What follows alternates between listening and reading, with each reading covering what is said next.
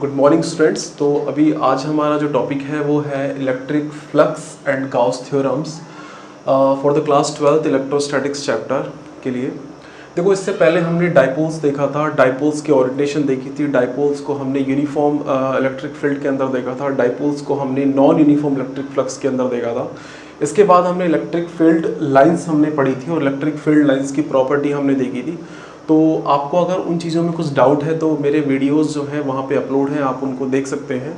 तो अभी हमें जो पढ़ना है वो इलेक्ट्रिक फ्लक्स पढ़ना है और गाउस थ्योरम के बारे में पढ़ना है। देखो, ये एरिया वेक्टर भी हमें पढ़ना है क्योंकि यहाँ पर एरिया वेक्टर भी इंट्रोड्यूस होने वाला है कि एरिया वेक्टर कैसे काम करता है, इसकी डायरेक्शन क्या होती है, एक लाइन की डायरेक्शन क्या होती है, प्लेन की डायरेक्शन क्या होती है। तो हमें यहाँ पर एक एरिया मतलब एरिया का मैग्नीट्यूड के अलावा यहाँ पर हमें पॉइंटिंग जो करनी है उसके डायरेक्शन की करनी है कि उसका डायरेक्शन किस साइड में होगा। देखो, फ्लक्स क्या है, फ्लक्स हमने देखा था कि हमने ये जब चार्ज के बारे में पढ़ा था तो हम ये देख रहे थे कि ये चार्ज क्या करता है, इलेक्ट्रिक फील्ड लाइंस को एमिट करता है, ये इलेक्ट्रिक फील्ड लाइंस को एमिट कर रहा है। सेम जो सिचुएशन है, सेम स्टोरी जो है वो प्रीवियस स्टोरी से आपके रिलेटेड होती है, कुछ नया नहीं है। यहाँ पर जब इलेक्ट्रिक फील्ड लाइंस यहाँ से निकलती है, अब देखो इलेक्ट्रिक फील्ड लाइंस तो निकलती है ही नहीं, ये तो खुद एक इमेजिनरी लाइंस है। तो हमने इनको भी जब डिफाइन किया था, तो जब हम किसी चार्ज को यहाँ पुट करते हैं, स्मॉल चार्ज को, तो उस चार्ज जब वो जो स्टे किया हुआ चार्ज है, रुका हुआ चार्ज, जिस डायरेक्शन में और जिस पाथ के अलॉन्ग वो मूव करेगा, उसी पाथ को हमने इलेक्ट्रिक फील्ड लाइन का नाम दिया था। अब इन इलेक्ट्रिक फील्ड को अभी हम कह रहे हैं इलेक्ट्रिक फ्लक्स। देखो, ये वो ही इलेक्ट्रिक फ्लक्स जो है वो आपका यही है। ये इलेक्ट्रिक फ्लक्स जो है आपका इलेक्ट्रिक फील्ड लाइन ही है, नया कुछ नहीं है। बट इसमें देखो एक चीज़ नई इंट्रोड्यूस किया है, वो ये है कि अगर हम ये देखें कि यहाँ से अगर हम इस पॉइंट पे खड़े हो जाएं, यहाँ पर इस पॉइंट पे खड़े होते हैं, यहाँ पर दैट मीन्स ये पॉइंट ए है आपका, और यहाँ पर खड़े होकर हम ये देखें कि कितनी यहाँ से फील्ड लाइन से निकल रही है, या हम ये कहें कि कितने नंबर ऑफ फोर्स यहाँ से निकल रहे हैं, या फिर हम कहें कि इस जगह खड़े होकर हम कितने नंबर ऑफ फोर्स को एक्सर्ट्स करेंगे, तो दैट मीन्स इसी का मेजरमेंट जो होता है हम लोग फ्लक्स से निकालते हैं। एक नई क्वांटिटी इंट्रोड्यूस होती है, फ्लक्स, इलेक्ट्रिक फ्लक्स होता है। इलेक्ट्रिक फ्लक्स को फाई से रिप्रेजेंट करते हैं और इसका जो मैग्नीट्यूड है वो आपका इलेक्ट्रिक फील्ड और यहाँ पर जो एरिया आता है इसका, इन दोनों का मल्टीप्लाई होता है। आप इतना देखिए, बिल्कुल सिंपल है। सपोज दैट यहाँ से एक कोई भी वाटर फ्लो हो रहा है, ये राइट टू लेफ्ट अगर आपका वाटर फ्लो हो रहा है और हमसे कहा जाए कि भाई कितना वाटर फ्लो हुआ। अब वाटर फ्लो हुआ है दैट मीन्स वो तो इलेक्ट्रिक फील्ड है, और यहाँ से हमसे पूछा जाए कि कितना फ्लक्स, कितना आपका वाटर फ्लो हुआ है, तो हम क्या करेंगे, किसी एरिया के अंदर हम हाथ लगाएंगे यहाँ पे, और हमारे हाथ से, हमारे इस जो हैंड से, इस पाम से हमारा जितना वाटर फ्लो हो जाता है, तो उसी को तो हम कहते हैं कि ये इतना वाटर फ्लो हुआ है हमारा। तो हम यही चेक करना चाह रहे हैं कि किसी ऑब्जेक्ट को, किसी प्लेन को यहाँ पर रख करके ये चेक करना चाह रहे हैं कि कितना फ्लक्स यहाँ से पास हो रहा है। दैट मीन्स हम लोग कितना फ्लक्स पास हो रहा है, वो तो उतना ही होगा जितना हमने यहाँ ऑब्जेक्ट रखा हुआ है, और वो भी उसके बाद भी डिपेंड करेगा कि हमने ऑब्जेक्ट की ओरिएंटेशन कैसे रखी हुई है। तो यही चीज़ों को हम लोग अभी डिस्कस करने वाले हैं कि इससे पहले देखो, यहाँ पर जब हम फील्ड लाइन के रास्ते में अगर कोई हम यहाँ पर ऑब्जेक्ट रखते हैं, तो उस ऑब्जेक्ट को कैसे रखना है, किस तरह रखना है, उसको वहाँ पर एरिया वेक्टर के बारे में समझाएंगे, तब हम इसको पता लगेगा कि इसको कैसे रखेंगे। तो एरिया वेक्टर देखो क्या होता है हमारे पास। सपोज दैट हमारे पास एक ये लाइन है, दैट मीन्स इसको इधर समझते हैं हम लोग। एक लाइन की डायरेक्शन आप बताते हो कि ये लाइन की डायरेक्शन जो है एक्स एक्सिस में है, ये लाइन की डायरेक्शन वाई एक्सिस में है, और ये लाइन की डायरेक्शन जेड एक्सिस में। देखो इस चीज़ को समझते हैं एरिया वेक्टर के लिए। सपोज दैट हमारे पास 3 लाइन है, दैट मीन्स एक्स एक्सिस, ये वाई एक्सिस और ये आपकी जेड एक्सिस। आप ये कहते हो कि यहाँ पर अगर कोई लाइन है, यहाँ पर कोई पॉइंट है, तो हम इसको कहते हैं कि ये आपका एक्स डायरेक्शन में है या एक्स एक्सिस पे है, ठीक है। ये हमारा कहते हैं कि ये हमारा क्या है, एक्स ऑफ एक्सिस पे है। या यहाँ पर अगर कोई लाइन है, यहाँ पर अगर कोई लाइन है तो हम इसको कहते हैं कि ये वाई एक्सिस पे है। यहाँ पर अगर कोई लाइन है तो हम इसको कहते हैं कि ये आपकी जेड एक्सिस पे है, ठीक है, कोई प्रॉब्लम नहीं है। यहाँ अब सपोज दैट हमने क्या किया कि यहाँ पर एक इस तरह का पैटर्न लिया, और इस तरह के पैटर्न में हमने इस पूरे एरिया को यहाँ से, अगर हम ये कहें कि ये तो हो गई हमारी 1 डायमेंशन, ये जो है आपकी 1 डायमेंशन, ये है हमारी 1 डायमेंशन। अगर हम 2 डायमेंशन की बात करें तो, अगर हम 2 डायमेंशन की बात करें, सपोज दैट हम एक प्लेन ले लेते हैं, ये वाला एक प्लेन ले लें हम लोग, सपोज दैट यही हमारा एक प्लेन है। अब ये हमारा देखो एक प्लेन हो जाता है, यहाँ पर 2 डायमेंशन प्लेन है, यहाँ पर इसकी दो आपकी यहाँ पर इस तरह मान सकते हैं इसको, यहाँ पर इसको अगर यहाँ चिपका दिया जाए तो यहाँ पर x एक्सिस और ये y एक्सिस हो जाती है। अब हमें ये बताया जाता है कि क्या इस प्लेन की डायरेक्शन आप बता सकते हो, तो यहाँ पर ये प्लेन कहाँ रखा, ओरिएंटेड कहाँ है, ये प्लेन कहाँ ओरिएंटेड है, ऐसे ओरिएंटेड है या फिर इस तरह से ओरिएंटेड है या फिर ऐसे ओरिएंटेड है या फिर इस तरह से ओरिएंटेड है या फिर इस तरह से ओरिएंटेड है। तो यहाँ पर देखो ये प्लेन की 2 डायरेक्शन है, x एक्सिस और ये y एक्सिस, ठीक है। अब इस प्लेन की डायरेक्शन बतानी हो, देखो लाइन की डायरेक्शन हम तो बिल्कुल सिंपल है बताना कि ये x एक्सिस पे रखा हुआ है, x एक्सिस के अलोंग, y एक्सिस के अलोंग, लेकिन यहाँ पर अगर इस प्लेन को रखेंगे तो इसकी डायरेक्शन इसके ऑलवेज नॉर्मल की डायरेक्शन होती है। प्लेन ऐसे रखा हुआ है हॉरिजॉन्टल, बट इसकी डायरेक्शन जो है आपकी नॉर्मल की डायरेक्शन होती है। इस चीज को समझना है। फॉर एग्जांपल हम लोग इसी प्लेन को छोटे छोटे विंडो में कट कर लेते हैं। सपोज दैट यही पैड जो है आपको जो मैंने समझाया था उसी को देख लेते हैं यहाँ पे। सपोज दैट ये जो है आपका पूरा पैड है, आपका यहाँ पर छोटी विंडो है, छोटी छोटी हमने ब्लॉक में इसको डिवाइड कर लिया, दैट मीन्स dx है, ये आपका dy है। तो इसकी डायरेक्शन कौन सी होगी, ये वाली डायरेक्शन होगी, सामने वाली। सेम यहाँ पर ये भी dx है, ये भी आपका dy है, इसकी डायरेक्शन कौन सी होगी, ये वाली। तो सारे की सारे एलिमेंट्स को अगर हम लोग फिर जोड़ दें तो ओवरऑल जो डायरेक्शन बन जाती है इस प्लेन की, वो आपकी इसकी नॉर्मल की डायरेक्शन बनती है।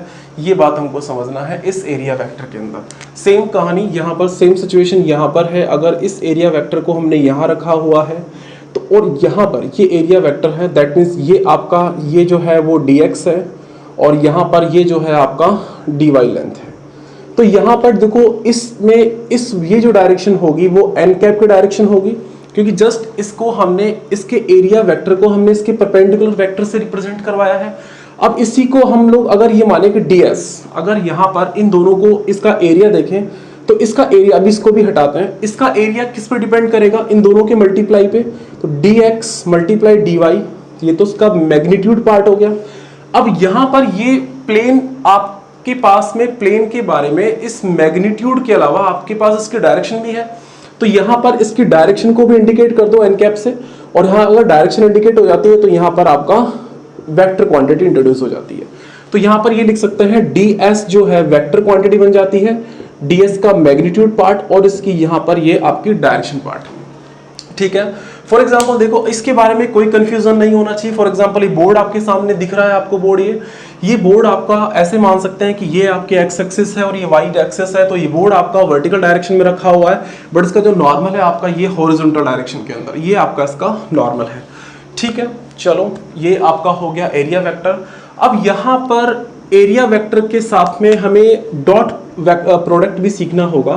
तो डॉट प्रोडक्ट के लिए मैंने आपको बताया था, सपोज दैट आपके पास एक कोई यहाँ पर एक लाइन है जिसको सपोज दैट लाइन L1 बोल दीजिए, और यहाँ पर एक लाइन L2 है, यहाँ पर लाइन L2 है और जो कि इसके साथ एंगल थीटा बना रही है।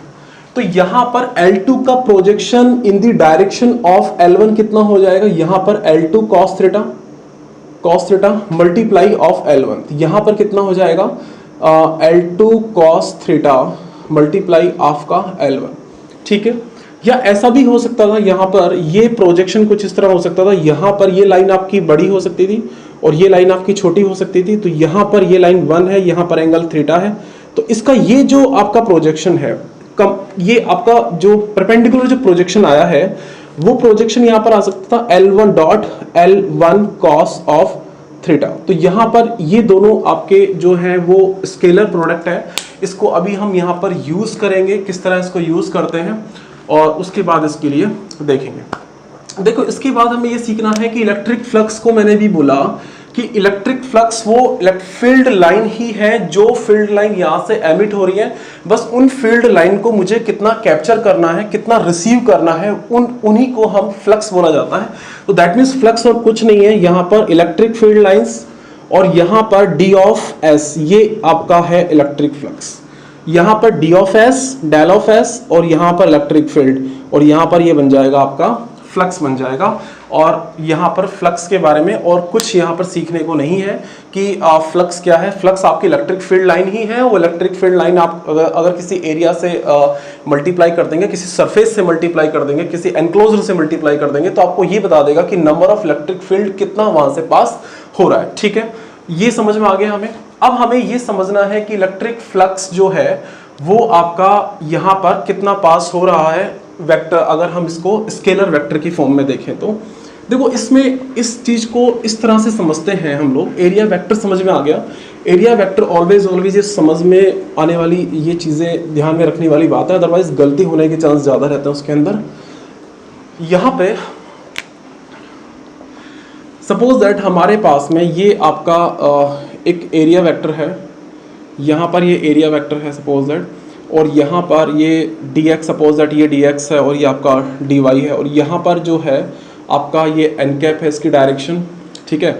और यहाँ पर ds आपका vector quantity d of x multiply d of y, ये मैग्नीट्यूड पार्ट आपका, ये तो मैग्नीट्यूड पार्ट हो गया, और यहाँ पर इसकी डायरेक्शन भी इंडिकेट कर दी, दैट मीन्स ये डायरेक्टिव पार्ट आ गया, ठीक है। ये डायरेक्शन पार्ट आ गया, वेक्टर पार्ट आ गया आपका, ये यूनिट वेक्टर है, सिर्फ इसकी डायरेक्शन को बताता है। ये जो क्वांटिटी है इसकी डायरेक्शन को बताएगी, ये जो क्वांटिटी इसकी मैग्नीट्यूड पार्ट को बताएगी। और सपोज दैट हमारा जो इलेक्ट्रिक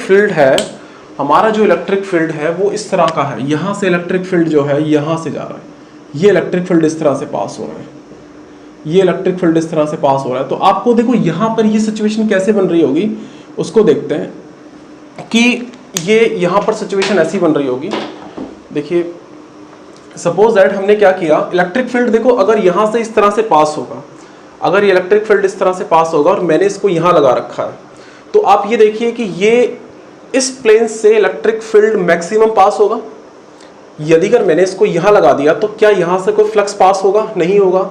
यहाँ से अब पास होगा कि बिल्कुल पास होगा। यहाँ से इलेक्ट्रिक फील्ड तो उस डायरेक्शन में है, सिर्फ हमें इस प्लेन का कंपोनेंट लेना होगा, ठीक है। यहाँ पर देखो जब मैंने स्केलर प्रोडक्ट बताया था तो दोनों में से देखो, दोनों में से कंपोनेंट किसी का भी ले सकते हैं, ऐसा नहीं है कि ऊपर वाले का कंपोनेंट ही लेना है। यहाँ पर इलेक्ट्रिक फील्ड तो इस डायरेक्शन में है तो हमें कंपोनेंट ds का लेना है, ds का इस E के डायरेक्शन में। तो इस सिचुएशन को ऐसे हम रिप्रेजेंट करें, इस सिचुएशन को कि इलेक्ट्रिक फील्ड तो इस डायरेक्शन में है हमारा, ये इलेक्ट्रिक फील्ड तो इस डायरेक्शन में है, ठीक है। और यहाँ पर ये जो आपका प्लेन रखा हुआ है, ये वाला प्लेन ये इस तरह रखा हुआ है, ये प्लेन इस तरह रखा हुआ है। अब यहाँ पर इस प्लेन की, ये प्लेन का नॉर्मल देखो इस तरह होगा, तो इसका नॉर्मल यहाँ से रिप्रेजेंट करेगा, ऐसे ये नॉर्मल रिप्रेजेंट कर देगा, ये इसका नॉर्मल रिप्रेजेंट करेगा, ठीक है। तो यहाँ से इस नॉर्मल के बीच में एंगल, यानी कि ये जो नॉर्मल है, इस नॉर्मल का इस इलेक्ट्रिक फील्ड के डायरेक्शन में कितना एंगल बन जाएगा, यहाँ से देखो इस नॉर्मल का ये एंगल बन रहा है, तो यहाँ से ये जो एंगल है आपका ये थीटा बन जाएगा। दैट मीन्स ये जो ds है, ये जो ds है इसका यहाँ वाला कंपोनेंट लेना होगा, ds cos ऑफ थीटा, ठीक है। ये वाली बात समझ में आ रही है? ओके। अब ये भी हो सकता है कि देखो मैंने इसको यहाँ रखा हुआ है, ये सिचुएशन ऐसी, ये वाली सिचुएशन की इस प्लेन को मैंने इस तरह से रखा हुआ है, तो n कैप की डायरेक्शन ये वाली है और इलेक्ट्रिक फील्ड आपका इस तरह से जा रहा है, देखो ये वाला। अब किसका कंपोनेंट लेना होगा ये बात दोनों ध्यान रखनी है। वहां पर इलेक्ट्रिक फील्ड डायरेक्शन हॉरिजॉन्टल है, पैरेलल है आपकी इन द डायरेक्शन ऑफ ये वाली लाइंस के, और यहाँ पर ये जो ds है, यहाँ पर जो ds है ये वाली डायरेक्शन इसकी है और इलेक्ट्रिक फील्ड की डायरेक्शन ये है। तो आपको समझ में आ रहा होगा किसकी डायरेक्शन कंपोनेंट किसका लेना है, दिस वन एंगल थीटा, तो यहाँ लेना है e of cos of theta. तो ये कितना हो जाए, दोनों को मल्टीप्लाई करना है, यहाँ पर ds e of cos of theta, ठीक है। ये वाला हो गया इसका मैग्नीट्यूड पार्ट, ये फ्लक्स का मैग्नीट्यूड पार्ट है। तो यहाँ पर इस तरह से हम इन क्वेश्चंस को सिंपल कर सकते हैं, या फिर हम ये कह सकते हैं कि फ्लक्स जो है वो ई ऑफ डॉट प्रोडक्ट की फॉर्म में रिप्रेजेंट करते हैं हम इसको, E equal to flux equal to E of dot ds, ठीक है। तो ये वाला ऑल अबाउट हुआ हमारा इलेक्ट्रिक फ्लक्स के बारे में। अब हम थोड़ा सरफेस के बारे में आइडेंटिफाई करें कि सरफेस किस तरह से हो सकती है, सरफेस के एलिमेंट क्या हो सकते हैं। सरफेस में देखो हम छोटे छोटे जो ब्लॉक होते हैं उनको किस तरह से रिप्रेजेंट करते हैं। सपोज दैट हमारी ये सरफेस है, ये सरफेस है, ठीक है। अभी जो हम पढ़ रहे हैं वो इलेक्ट्रिक फ्लक्स ही पढ़ रहे हैं। सपोज दैट ये हमारी सरफेस है और हमने उस सरफेस को हमने छोटा सा एक ब्लॉक निकाला है। यहाँ पे ये जो ब्लॉक है इसकी जो एरिया है पूरा वो d ऑफ s है, और यहाँ से इसका जो नॉर्मल कंपोनेंट है वो n कैप है ये वाले डायरेक्शन में, ठीक है। हमने ये निकाला है। अब यहाँ पर देखो ये सरफेस कैसी हो सकती है, ये सरफेस हमने जनरल सरफेस ली है, इस हमने ये जनरल सरफेस है, ये आपने जो ली है वो जनरल सरफेस ली है। ये सरफेस आपकी देखो कौन कौन सी हो सकती है, ये स्फेरिकल भी हो सकती है, ये सिलेंड्रिकल भी हो सकती है, ये सिलेंड्रिकल भी हो सकती है आपकी, ठीक है, ये लाइन की फॉर्म में भी हो सकती है। तो ये डिफरेंट डिफरेंट शेप के अंदर आपकी सरफेस हो सकती है। अब हमें अगर इसका टोटल फ्लक्स निकालना है, अगर हमें इसका टोटल फ्लक्स निकालना है तो इस सरफेस के एनक्लोजर कोई चार्ज रखा होगा और उस चार्ज से क्या होगा, इलेक्ट्रिक फील्ड निकल रहा होगा। यहां से यहां अगर कोई चार्ज रखा है तो उस चार्ज से कोई इलेक्ट्रिक फील्ड निकल रहा होगा और वो इलेक्ट्रिक फील्ड क्या करेगा, इस पर्टिकुलर डीएस जो सरफेस है उससे ये एमिट कर रहा होगा। आप समझ रहे हैं इसकी बात। हो सकता है यहाँ पर एक चार्ज है, दो चार्ज रखे हो, तीन चार्ज रखे हो, चार्ज की कॉम्बिनेशन रखे हो, और वो चार्ज की कॉम्बिनेशन क्या है, डिफरेंट डिफरेंट टाइम पे डिफरेंट डिफरेंट जो विंडोज है इसकी, छोटी छोटी जो ब्लॉक है जिसका एरिया आपका डीएस है, ये डी ऑफ एक्स या डी ऑफ वाई इसको लेकर मल्टीप्लाई किया हुआ है। यहाँ पर इसका एरिया एलिमेंट जो है आपका ये आपका एरिया एलिमेंट इसका एन कैप है, इसका नॉर्मल डायरेक्शन इसकी, ये एरिया की डायरेक्शन है, ये आपका इस एरिया वेक्टर है, ये एरिया वेक्टर को रिप्रेजेंट कर रहा है। तो फ्लक्स टोटल जो है, इसका फ्लक्स टोटल कैसे रिप्रेजेंट करेंगे, फर्स्ट देखो E ऑफ 1, ठीक है, इलेक्ट्रिक फील्ड यहां से हो सकता, अब ये भी हो सकता है कि इस प्लेस पे इलेक्ट्रिक फील्ड 1 आए और यहाँ पर इलेक्ट्रिक फील्ड आपका 2 आए, हम तो जनरल केस ले लेते हैं। तो E1 dot D of S1, first इसका जो हमने एरिया लिया है, प्लस E ऑफ 2, ठीक है, डेल ऑफ S2, हमने दोनों को क्या किया, वेक्टर क्वांटिटी ले ली, ठीक है, ये वेक्टर क्वांटिटी है तो दोनों का जो डॉट प्रोडक्ट होता है वो स्केलर क्वांटिटी आती है, दैट मींस ये आपकी स्केलर क्वांटिटी है। ओके, यहाँ पर ये vector quantity plus E of third, ये थर्ड भी हो सकता है, तीसरा एलिमेंट ये वाला, और यहाँ पर ये हम ये देखें तो हो सकता है एन आपका चार्ज हो और उसकी वजह से इलेक्ट्रिक फील्ड एन हो आपका, यहाँ से हो सकता है ये आपका ब्लॉक है जिसका एरिया एरिया तो आपका ds है, दैट मीन्स ये आपका, और यहाँ पर इलेक्ट्रिक फील्ड आपका n आ रहा है यहाँ पे, और यहाँ से इसका नॉर्मल क्या बन सकता है, तो यहाँ पे कितना निकल जाएगा, dot of ds of n, यहाँ से ये निकल सकता है, ठीक है, कोई प्रॉब्लम नहीं इसके अंदर। देखो एक चीज और देखनी है हमें, अगर यहाँ पर ये सारी की सारी जो बात हो रही है वो आपकी डिस्क्रीट फॉर्म में हो रही है, यहाँ पर ये जो आपने एलिमेंट लिए हैं, छोटे छोटे ब्लॉक लिए हैं, उनका कोई फाइनाइट अमाउंट बनता है, छोटा ये एरिया है कुछ फाइनाइट अमाउंट में आएगा ये एरिया, तभी हम इसको डेल से रिप्रेजेंट करेंगे। अगर हम ये देखें कि इन छोटे छोटे विंडो को फिर अगर हम फर्दर विंडो में डिवाइड कर दें, अगर ये छोटी छोटी विंडो को हम लोग फिर फर्दर विंडो में डिवाइड कर दें, या फिर हम ये कहें कि ये छोटी छोटी विंडो बहुत छोटी बन जाए, इस तरह की शेप में बन जाए, तो हम उस केस में क्या करेंगे सर, उस केस में हमारे पास ये फ्लेक्सिबिलिटी होती है कि हम लोग इस यहाँ पर ये इसको थोड़ा सा और रिप्रेजेंट कर लें, तो यहाँ पर देखो इसको हम समीशन की फॉर्म में भी लिख सकते हैं, समीशन E ऑफ I, ठीक है, डेल ऑफ एस आई, या I इक्वल टू 1 to यहाँ पर n लगा सकते हैं इसको, ये जनरल फॉर्म में हम रिप्रेजेंट करते हैं। यदि अगर हमारे पास में डेल, यहाँ देखिए अगर हमारे पास में ये नंबर ऑफ n जो है, अगर ये नंबर ऑफ n जो है टेंडिंग टू इन्फिनिटी हो जाए, बहुत ज़्यादा हो जाए, हमने छोटे छोटे ब्लॉक बना दिए, छोटे छोटे से ब्लॉक बन गए, ये छोटे छोटे से, यानी कि ये जो विंडो साइज है हमने इसको छोटे करते जा रहे हैं और छोटे करते जा रहे हैं, इसको और छोटे करते जा रहे हैं, तो हम ये देखते हैं कि ये पैटर्न जो है वो कंटिन्यूस जो पैटर्न की तरफ ट्रेंड हो रहा है। तो यहाँ पर n टेंड टू इन्फिनिटी और d जो s, यहाँ पर ये जो हमारे डेल ऑफ s है, इसको हम लोग जब n टेंड टू इन्फिनिटी हो जाएंगे तो ये ऑलरेडी क्या होगा, ये ds बहुत कम हो जाएगा, ये छोटा बन जाएगा। अगर ये ज्यादा हो रहा है तो ये छोटा बन जा रहा है, एरिया बहुत छोटा बन जा रहा है, तो ये टेंडिंग टू क्या बन जाएगा, 0 बन जाएगा, tending to 0, tending to infinity, tending to 0, tending to infinity बनाना है। तो यहाँ पर ये जो है ये पूरी की पूरी सिचुएशन चेंज हो जाएगी, और यहाँ पर ये पूरी की पूरी सिचुएशन आपकी इंटीग्रल में चेंज हो जाएगी, इंटीग्रेशन में चेंज हो जाएगी, और यहाँ पर हो जाएगा E ऑफ ds, ये ऑफ ds में कन्वर्ट हो जाएगा। और यहाँ पर अगर ये सरफेस है और ये क्लोज सरफेस है, तो यहाँ पर ये आपकी सरफेस के साथ में इंटीग्रेशन ये बन जाएगा। तो यहाँ पर ये सिचुएशन हमको देखनी है बिफोर स्टडी गाउस थ्योरम से। गाउस थ्योरम क्योंकि हम पढ़ेंगे तो यहाँ पर हमें ये लगाने पड़ेंगे E ऑफ ds, तो यहाँ पर इलेक्ट्रिक फील्ड और ds कौन सा कंपोनेंट है, जब हमने उस एरिया एलिमेंट को बहुत छोटा कर दिया था, तो उस केस के अंदर जब n की वैल्यू हमने बहुत ज़्यादा ले ली थी, ठीक है। तो ये हमारा रहा इलेक्ट्रिक फ्लक्स, और ये हम जनरल एक सरफेस की बात कर रहे थे। अब हम लोग एक गाउस थ्योरम है, गाउस थ्योरम के बारे में डिस्कस करेंगे। देखो अब यहाँ पर गाउस थ्योरम के बारे में थोड़ा सा हम लोग अभी देखें इस कंडीशन में, तो ये है कि अगर यहाँ पर ये सरफेस है और इस पूरे की पूरी सरफेस के एनक्लोज डिफरेंट चार्जेस हैं, वापस देखते हैं, अगर इस सरफेस के अलोंग, इस सरफेस के अंदर इनक्लोजर डिफरेंट डिफरेंट चार्जेस हैं, तो या तो आप कूलम्बियन फोर्स लगा करके इलेक्ट्रिक फील्ड की कैलकुलेशन करें, या तो ये हो सकता है कि कूलम्बियन फोर्स, आपने सुपरपोजिशन थ्योरम पढ़ा होगा, तो सुपरपोजिशन थ्योरम में डिफरेंट डिफरेंट चार्ज की वजह से किसी पॉइंट चार्ज पर, किसी भी एक, अगर हम ये देखें टेस्ट चार्ज पे, अगर यहाँ पे r डिस्टेंस पे अगर एक टेस्ट चार्ज रखा हुआ है Q0, तो यहाँ पर लगने वाला इलेक्ट्रिक फील्ड या लगने वाला जो फोर्स होता है वो यहाँ पर सोर्स चार्ज की लोकेशन पे डिपेंड करता है और सोर्स चार्ज के मैग्नीट्यूड पार्ट पे डिपेंड करता है। तो यहाँ पर गाउस थ्योरम हमें ये फ्लेक्सिबिलिटी दे रहा है कि यहाँ पर भी आपको इलेक्ट्रिक फील्ड निकालना है तो हमें कुछ नहीं करना है, यहाँ पर अगर आपको फ्लक्स निकालना है तो भी हमें कुछ ज्यादा नहीं करना है, सिर्फ यहाँ के चार्ज से आपका मतलब होना चाहिए। यहाँ का अगर चार्ज हमें पता है तो उसको अपसाइलन टाइम से आप इसको डिवाइड कर दीजिए, तो आपके पास क्या निकल जाएगा, टोटल फ्लक्स हमें निकल जाता है। और टोटल फ्लक्स अगर निकल गया तो हमें इलेक्ट्रिक फील्ड भी निकल जाता है, अगर हमें इसका सरफेस एरिया पता हो तो। ठीक है, तो उसको हम लोग देखते हैं, उसकी स्टडी हम लोग करते हैं। ठीक है, ओके। तो यहाँ पर हम अभी मूव कर रहे हैं गाउस थ्योरम पे।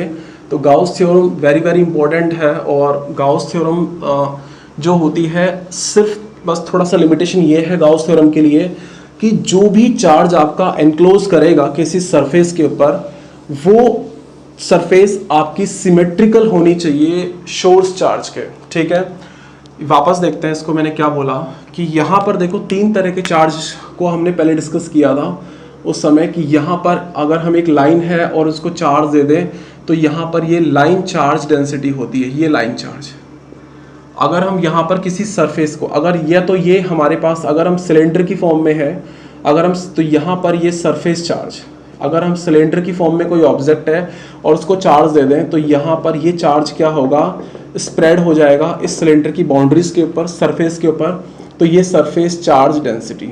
ठीक है, या फिर हम एक स्फीयर की फॉर्म में देखें, तो स्फीयर की फॉर्म में अगर हम देखें तो यहाँ पर अगर कोई बॉल है, सॉलिड बॉल है, उसको हम चार्ज दें तो वो चार्ज भी क्या होगा, उसकी सरफेस पर इंट्रोड्यूस हो जाएगा, और यहाँ पर ये इस तरह से फील्ड पैटर्न जनरेट होगा, और यहाँ पर इसको वॉल्यूम चार्ज बोला जाता है, वॉल्यूम चार्ज डेंसिटी। ठीक है, वॉल्यूम चार्ज डेंसिटी। तो यहाँ पर अगर इंटरनल भी अगर यहाँ पर कोई चार्ज दी गई है, तो देखो यहाँ पर इतनी बातें निकल के आ रही हैं कि अगर हमारे पास कोई सोर्स है, अगर हमारे पास कोई सोर्स है तो वो सोर्स या तो लाइन की फॉर्म में होगा, या किसी सरफेस की फॉर्म में होगा, या फिर हमारे पास किसी स्फीयर की फॉर्म में होगा। ये तीनों एक सिमेट्री है।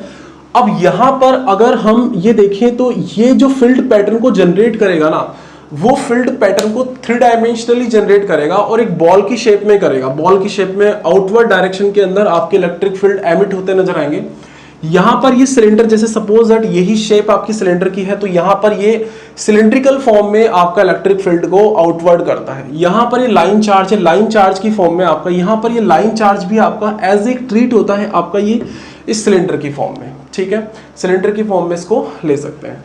तो यहाँ पर गाउस थ्योरम ये कहती है कि अगर कोई चार्ज हमारा किसी बाउंड्री से, अगर कोई चार्ज हमारा किसी बाउंड्री पे, अगर किसी बाउंड्री में हमारा कोई चार्ज रखा हुआ है और वो जो बाउंड्री है वो उस चार्ज के सिमेट्रिक है। वापस देखते हैं, अगर ये कोई चार्ज रखा हुआ है और ये बाउंड्री हम लोग बना रहे हैं, और उस बाउंड्री से निकलने वाला जो फ्लक्स होता है, ये यहाँ पे, दैट मीन्स ये निकलता है कि यहाँ पर अगर यहाँ से इसके सेंटर से r डिस्टेंस पर अगर एक बाउंड्री बनाते हैं, उस बाउंड्री से कितना फ्लक्स एमिट होता है, तो वो अभी मैंने देखा, वो तो वैल्यू तो उसकी कितनी होगी, इलेक्ट्रिक फील्ड मल्टीप्लाई आपका d ऑफ s, जितना इसका सरफेस एरिया, जितना इसका पूरा क्लोज सरफेस एरिया है, और चार्ज का आप एप्सिलॉन टाइम अगर डिवाइड कर दें तो इसकी वैल्यू इतनी आती है। दैट मीन्स अब देखो ये जो स्टेप है ये बाईपास हो जाता है। इस कंडीशन में ये वाला स्टेप बाईपास हो सकता है। अगर हमें टोटल फ्लक्स निकालना है तो हमें अगर चार्ज की वैल्यू पता है, और ये तो स्टैंडर्ड होती है, ये तो नॉन होती है, तो हमें चार्ज की वैल्यू पता होते के साथ ही इलेक्ट्रिक फील्ड निकाला जा सकता है। और इलेक्ट्रिक फील्ड अगर एक बार ये नॉन हो गया, अगर ये आपका नॉन है, तो हमें यहाँ पर E ऑफ ds, अगर ये बाउंड्री हमें पता है तो हमें E की वैल्यू जो है वो फाइंड आउट हो सकती है। तो यहाँ पर इजी कैलकुलेशंस के लिए होती हैं, बट इस कंडीशन ये है कि यहाँ पर ऑलवेज क्या होना चाहिए, ये जो आपकी सरफेस बनती है वो सरफेस आपकी सोर्स चार्ज के सिमेट्रिकल होनी चाहिए, और यही सरफेस को हम लोग गॉसियन सरफेस बोलते हैं। अगर ये कंडीशन सेटिस्फाई होती है तो यहाँ पर इसको बोला जाता है गॉसियन सरफेस, यही आपकी गॉसियन सरफेस है। तो गॉसियन सरफेस ड्रॉ करने के लिए बहुत प्रिकॉशन रखनी पड़ती है। गॉसियन सरफेस ड्रॉ करने के लिए पहले आपको ये देखना पड़ता है कि उसके अंदर चार्ज जो एनक्लोज हो रखा है उस चार्ज की सिमेट्री क्या है, पॉइंट चार्ज है, सिलेंड्रिकल की फॉर्म में है या अदर किसी फॉर्मेट के अंदर है। तो जिस शेप में है उसी शेप का हमें गॉसियन सरफेस डिजाइन करना पड़ेगा। ठीक है, ये वाली बात समझ में आ गई। अब हम गॉसियन सरफेस देखते हैं, गॉसियन थ्योरम देखते हैं। गॉसियन थ्योरम तो यही है आपकी कि गॉसियन थ्योरम बिल्कुल इजी याद हो जानी चाहिए हमें कि जो टोटल फ्लक्स होता है ये गॉस थ्योरम है, ये गॉस थ्योरम। जो टोटल फ्लक्स होता है हमारे पास वो कितना होता है, ई ऑफ डॉट डॉट ds, यानी कि electric field multiply surface area, और यहाँ पर जो चार्ज है और एप्सिलॉन नॉट। अब मैं ये कहूँगा कि यहाँ पर इस एप्सिलॉन नॉट को आप लोग पुट कीजिए हमेशा, या फिर राइट स्टेटमेंट ये होगा charge summation Q upon epsilon. यहाँ पे ये चीज़ें जो हैं वो बहुत इंपॉर्टेंट है। यहाँ पर एप्सिलॉन, ये समीशन क्यू और ये एप्सिलॉन, इसको वापस लिख देते हैं। यहाँ देखिए कि यहाँ ये जो चार्ज आता है ये चार्ज आपका टोटल चार्ज है, total charge enclosed in Gaussian surface. यहां पर ये जो चार्ज है ये total charge in Gaussian surface, और यहां पर टोटल चार्ज लिखेंगे अपॉन यहां पर लगाएंगे एप्सिलॉन। यहां पर एप्सिलॉन क्या होता है, इलेक्ट्रिकल परमिटिविटी, ये होती है आपकी इलेक्ट्रिकल परमिटिविटी। ये इलेक्ट्रिकल परमिटिविटी वो है जो मीडियम इलेक्ट्रिक फील्ड को अब्सॉर्ब करता है, इलेक्ट्रिक फील्ड को परमिट करता है।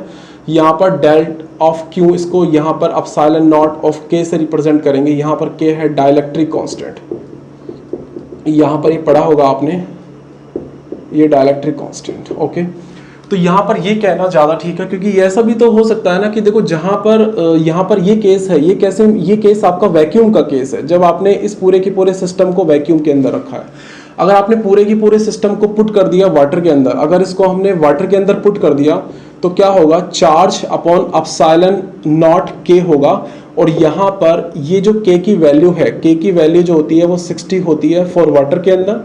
तो यहाँ पर ये क्या होगा, ये चार्ज आपका जो है एप्सिलॉन नॉट मल्टीप्लाई 60 करना पड़ेगा और वैल्यू बदल जाती है। तो छोटी छोटी गलतियों की वजह से हम लोग सारा ठीक कर रहे हैं। तो यहाँ पर बस ये गॉसियन थ्योरम में क्या है कि जितने भी इंटेंशन होती है ना, सब लोग यहाँ रखते हैं, सारी की सारी इंटेंशन, ये पूरी की पूरी इंटेंशन यहाँ से खत्म हो जाती है और यहाँ से गलती स्टार्ट होती है। और ये क्वेश्चन आ जाता है कि सपोज दैट हमारे सिस्टम को हम किसी लिक्विड के अंदर रख दें, सपोज दैट हमारे किसी सिस्टम को हम लोग वाटर के अंदर रख दें, तो आपका इलेक्ट्रिक फील्ड कितना होगा। तो यहाँ पर अगर ये गलती हो गई तो वो फिर अगर ये सही भी कर रहे हैं तो भी हमारा जो है आंसर रॉन्ग आने वाला होगा। तो चलो गॉसियन सरफेस बनाने के डिज़ाइन करते हैं कि गॉसियन सरफेस कैसी बनती है, और गॉसियन सरफेस बना करके फिर हम इसको डिराइव करते हैं कि क्यों गॉसियन सरफेस में इलेक्ट्रिक फ्लक्स की वैल्यू जो है वो चार्ज टाइम्स और जो इलेक्ट्रिकल परमिटिविटी है उसका डिवीजन के बराबर आती है। ठीक है, तो गॉसियन सरफेस बनाएं और किसी पहले एक पॉइंट चार्ज ले लेते हैं। सपोज दैट ये हमारा एक चार्ज है जो कि इस सेंटर पे रखा हुआ है। अब देखिए चार्ज हमारा ये स्फेरिकल है, और एक मिनट,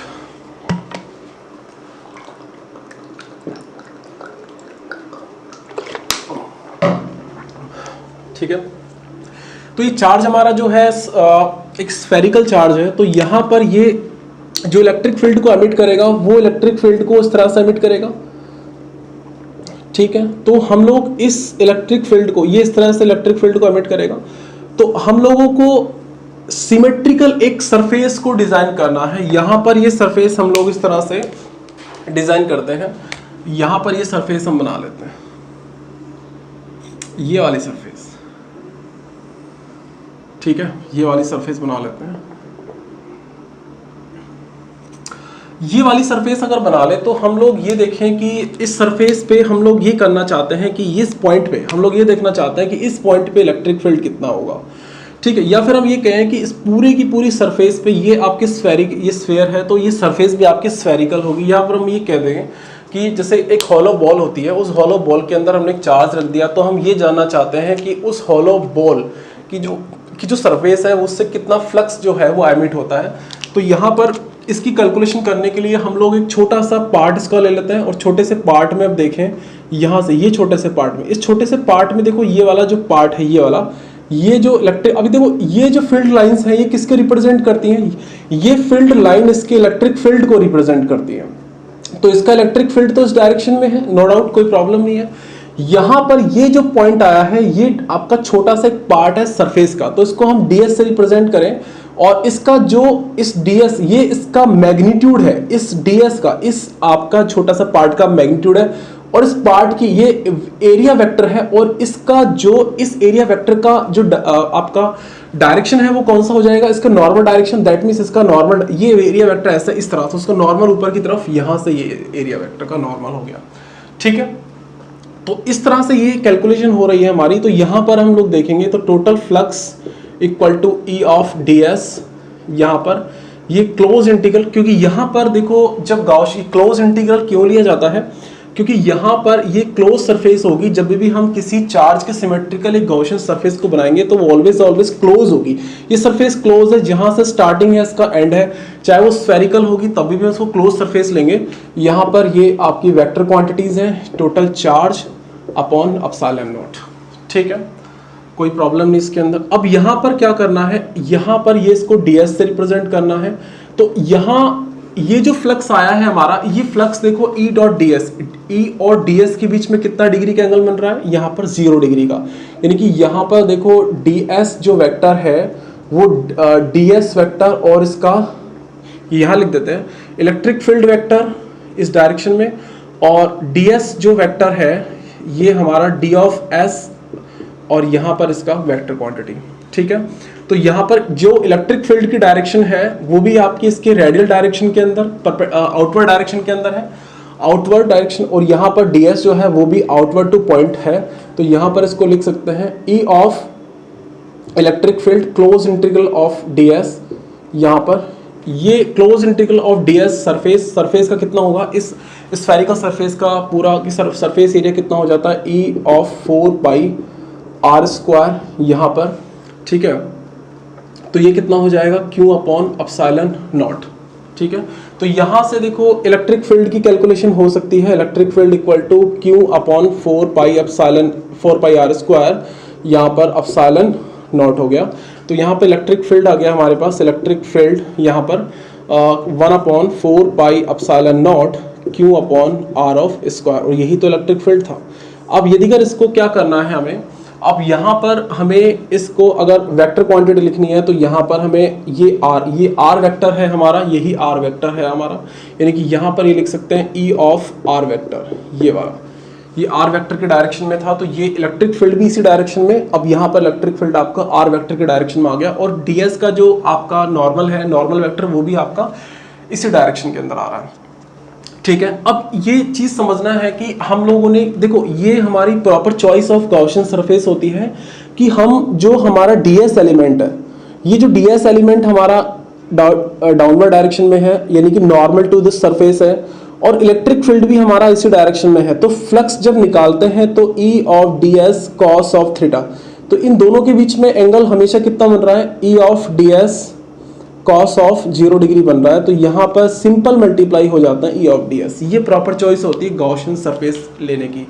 ठीक है, तो गॉसियन सरफेस की एप्लीकेशन होते हैं, उन एप्लीकेशंस को निकाला जा सकता है। यहाँ पर ये हम लोग कूलम्ब फोर्स निकाला जा सकता है, यहाँ पर F equal to that means Q of E, तो यहाँ पर फोर्स भी निकाला जा सकता है, फोर्स इक्वल टू यहाँ पर ये आपका क्या हो जाएगा? टेस्ट चार्ज, तो यहाँ 1 upon 4 pi epsilon not Q not upon कितना r स्क्वायर, और यहाँ पर ये कितना हो जाएगा r। तो दैट मीन्स ये देखो डायरेक्शन है, ये डायरेक्शन पार्ट है, ये आपका वेक्टर पार्ट हो जाएगा।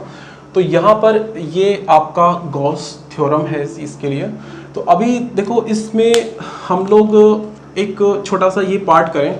एक यहाँ सपोज दैट हमारे पास एक बॉल है, ठीक है, ये बॉल है हमारे पास, और ये बॉल आपकी जो है वो दैट मीन्स फॉर एग्जांपल ही है, इसको थोड़ा सा इसको देखना कि ये समझ में भी आएगा चीज़ों में।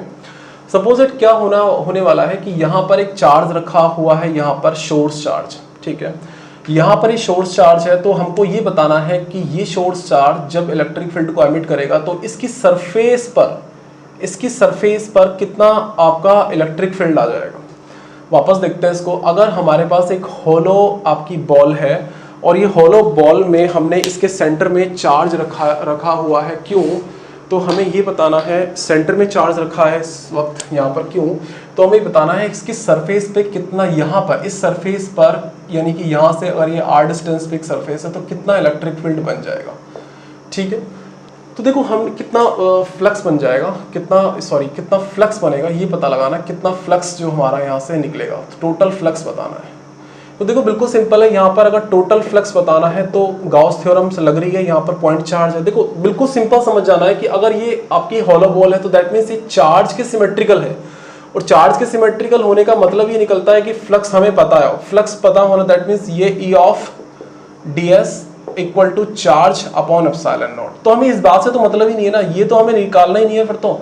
यानी कि आप देखो यहाँ पर इस फ्लक्स को या तो आप इस वाली कैलकुलेशन से निकालिए E डॉट ds, या तो इन कैलकुलेशन से आप इसको सॉल्व कीजिए, या फिर आप ये फ्लक्स की ही कैलकुलेशन है, बट इसके लिए आपको इलेक्ट्रिक फील्ड की वैल्यू पता होना, ds की वैल्यू पता होना। अब यहाँ पर सिंपल ये आपका चार्ज अपॉन एप्सिलॉन नॉट से ही पता लग रहा है। तो यहाँ चार्ज कितना हुआ, यानी कि टोटल फ्लक्स, यानी कि ये हमें टोटल फ्लक्स देगा कितना, चार्ज अपॉन एप्सिलॉन नॉट। ये बिल्कुल ये सबसे सिंपल है। तो यहाँ पर ये इतना इलेक्ट्रिक फील्ड बनेगा। फिर क्वेश्चन ये आता है, इसमें थोड़ा सा इस क्वेश्चन को घुमा दिया जाता है। अब ये क्वेश्चन बनता है आपका कि अगर ये हमारा चार्ज तो रखा हुआ है ऐसे एज इट इज, लेकिन आपकी जो बॉल है उस बॉल को काट दिया जाता है ऊपर से, यानी कि दैट मींस ऐसा कुछ केस कर दिया आपको, ठीक है। तो यहां पर ये चार्ज रखा हुआ है, ये वाला चार्ज इस तरह रखा हुआ है। तब आपको ये निकालना है कि ये वाली जो सरफेस है, इस सरफेस से कितना आपका फ्लक्स बाहर जाएगा, ठीक है। तो सिंपल हमें क्या करना है, इस तरह के क्वेश्चंस में आपको ये वाली आपकी पूरी बाउंड्री को अज्यूम करना है, और पूरी बाउंड्री से जो फ्लक्स निकल रहा है वो आपका Q अपॉन एप्सिलॉन नॉट निकल रहा है। तो इसकी हाफ बाउंड्री से, यानी कि पूरी बाउंड्री से इतना फ्लक्स निकल रहा था, तो हाफ बाउंड्री से कितना निकलेगा, इसका हाफ टाइम निकलेगा Q अपॉन आपका एप्सिलॉन नॉट। ये आपका NCERT में क्वेश्चन भी है आपकी बुक में। तो इस तरह से इन क्वेश्चन को सॉल्व करते हैं, ठीक है। एक क्वेश्चन फिर हम सॉल्व करते हैं। इसको देखो, जितने इसमें देखो ये वाला जो गाउस थ्योरम है, इसमें जितने क्वेश्चन की प्रैक्टिस की जाएगी उतना ही ज़्यादा आपको ये लॉ जो है वो क्लियर होगा कि कब गॉसियन सरफेस हमने गलत बना दी, कब गॉसियन सरफेस हमने सही बना दी, किस कंडीशन में कैसे कैलकुलेशन करना है, किस कंडीशन में कैसे कैलकुलेशन करना है। तो वो चीज़ें हमको देखनी है, ठीक है। अब हमें ये देखना है कि यहाँ पर ये क्वेश्चंस हमारे, ये कुछ क्वेश्चन इस तरह से ही पूछे जाते हैं हमारे पास कि यहाँ पर हमें एक क्यूब दिया हुआ है, यहाँ पर ये क्यूब दिया हुआ है, ये क्यूब है, और इस क्यूब में हमें ये बताया हुआ है कि यहाँ पर चार्ज अगर क्यों रखा हुआ है, यहाँ चार्ज क्यों रखा हुआ है, तो यहाँ पर चार्ज क्यों की वजह से हमें ये बताना है कि टोटल जो जितनी भी फेसेस हैं इसकी, देखो कितनी फेस है यहाँ पर, 1 face, 2 face, 3 face, 4 face, 5 face, और उसके पीछे होगी वो 6 वाली फेस होगी। तो टोटल जो है वो टोटल यहाँ पर 6 फेस हैं। तो यहाँ पर हमें देखना है कि टोटल 6 फेस। तो यहाँ पर ये जो चार्ज है, ये चार्ज क्या करेगा, हर एक फेस से आपका फ्लक्स एमिट करेगा। तो हमें अगर निकालना है कि टोटल फ्लक्स कितना होगा, यहाँ पर अगर टोटल फ्लक्स निकाले तो टोटल फ्लक्स तो बिल्कुल सिंपल है, flux total equal to E of ds, या तो इलेक्ट्रिक फील्ड पता करो, ds पूरी बाउंड्री, पूरे के सारे एरियाज को आप मल्टीप्लाई कीजिए, या सिंपल आप चार्ज को इससे आप डिवाइड कर दीजिए। तो हम यही काम करेंगे, चार्ज को इससे डिवाइड कर देंगे। तो चार्ज है यहाँ पर Q और ये इसकी वैल्यू है एप्सिलॉन नॉट। अब यहाँ पर देखिए क्वेश्चन ये पूछा जा रहा है कि जो फेस नीचे वाली है, दैट मीन्स अगर ये फेस है तो आपसे ये पूछा जाता है कि अगर ये चार्ज इस सेंटर पे रखा है तो सेकंड नंबर की फेस से कितना फ्लक्स जो है वो एमिट हो रहा है। यानी कि हम ये देखें कि यहाँ पर सेकंड वाली जो इस प्लेट को इस तरह बना ले, तो आपसे ही पूछा जा रहा है कि यहाँ पर चार्ज रखा हुआ है क्यों, तो ये बताया जा रहा है, ये पूछा जा रहा है कि यहाँ से कितना फ्लक्स जो है आपका एमिट होगा, यहाँ से कितना फ्लक्स निकलेगा, यहाँ से तो कितना निकलेगा यहाँ पे, यहाँ इस टोटल जो फ्लक्स है, ये जो फ्लक्स जो है आपका वो टोटल है, तो टोटल को किससे डिवाइड, कितनी फ्लक्स है, कितनी फेसेस है यहाँ पे, 6 फेस मिलाकर इतना फ्लक्स बना रही है। तो 1 फेस कितना, सिंपल मैथमेटिक्स, ये जो है वो टोटल 6 फेसेस का है, ये 6 फेसेस का फ्लक्स है। तो 1 फेस का जो फ्लक्स होगा या 1 फेस का जो फ्लक्स होगा वो कितना हो जाएगा, Q अपॉन इसको 6 से डिवाइड करना पड़ेगा एप्सिलॉन नॉट से। ये क्वेश्चन हुआ। फिर देखिए इसमें एक अच्छा क्वेश्चन ये पूछा हुआ है कि अगर हम इस क्यूब के यहाँ पर इस चार्ज को इसके सेंटर पे पुट ना करें, अगर यहाँ पर इस चार्ज को इसके सेंटर पे पुट नहीं किया है, और यहाँ देखो इन्होंने क्या किया है इस कंडीशन में, ये इन्होंने इस चार्ज को अब इसके एक वर्टिसेक्स पे पुट किया है, यहाँ पर इस चार्ज को इन्होंने कहाँ पुट किया, इसके एक वर्टिसेक्स से पुट किया है, ये वाला वर्टिसेक्स पे, इस वाले वर्टिसेक्स पे। तो अब आपको ये बताना है कि यहाँ से ये जो चार्ज है वो चार्ज इसके अंदर कितनी फ्लक्स को एमिट करेगा। वापस देखिए इसको क्या पूछा जा रहा है कि पहले केस में ये था कि यहाँ पर आपका जो चार्ज है वो उसके सेंटर पे रखा हुआ है और एक फेस से कितना फ्लक्स आउटवर्ड फ्लो हो रहा है। यहाँ पर ये पूछा जा रहा है कि सारे के सारे फ्लक्स से कितना फ्लक्स एमिट हो रहा है, फेस से कितना फ्लक्स एमिट हो रहा है, और हमने चार्ज को इसके सेंटर पे ना रख करके एक वर्टिसेक्स पे रखा हुआ है, और वर्टिसेक्स पे भी हमने इस तरह से इसको रखा हुआ है। ठीक है, तो इसको यहाँ पर देखो समझते हैं इसको। देखो यहाँ पर इसको समझें तो यहाँ पर देखो इस चार्ज के लिए देखो इस तरह से देख सकते हैं कि ये चार्ज कुछ इस तरह से फील्ड लाइंस को एमिट करेगा। देखो इस तरह से फील्ड लाइंस को एमिट करेगा, ये वाला इस तरह से फील्ड लाइंस को एमिट करेगा।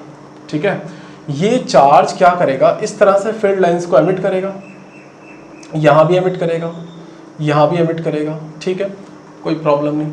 अब हमें क्या करना है, यहाँ पर देखो इस चीज के लिए देखें तो अभी हमें यही निकालना है कि टोटल जो फ्लक्स होगा, ये टोटल जो फ्लक्स होगा यहाँ पर E ऑफ आपका D ऑफ S, ठीक है, यहाँ पे टोटल इलेक्ट्रिक फील्ड, और यहाँ पर ये इंटीग्रेशन भी लगा दीजिए इसका क्लोज, यहाँ पर भी इंटीग्रेशन लगा सकते हैं आपका क्लोज, और यहाँ पर ये निकलता है charge upon epsilon of not.